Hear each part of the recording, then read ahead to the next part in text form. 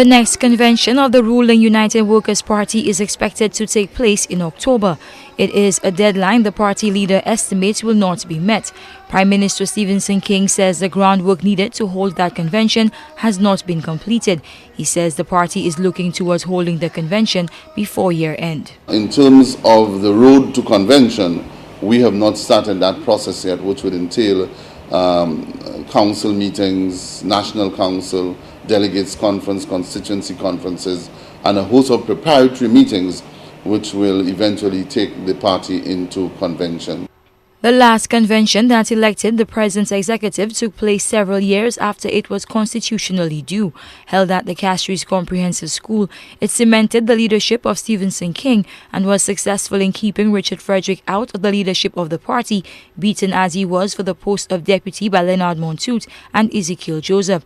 But with this convention looming, there is talk Rufus Bousquet might make a bid for leadership, a question Deputy Leader Ezekiel Joseph would not answer. The process in identifying a leader, I would want to believe that the due process would be undertaken, and the whole aspect of various agenda items will be dealt with by the delegates.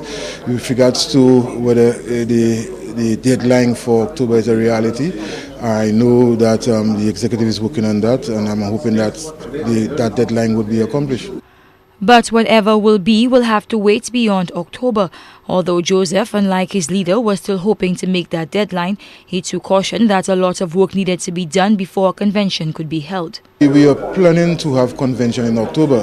The executive, based on what I was told, is trying to mobilize the respective constituency branches to go for the process of having the necessary elections of delegates and elections of the executive, so at least they can inform central executive as to who the delegates are, and of course for the central executive to continue the plans with regards to convention.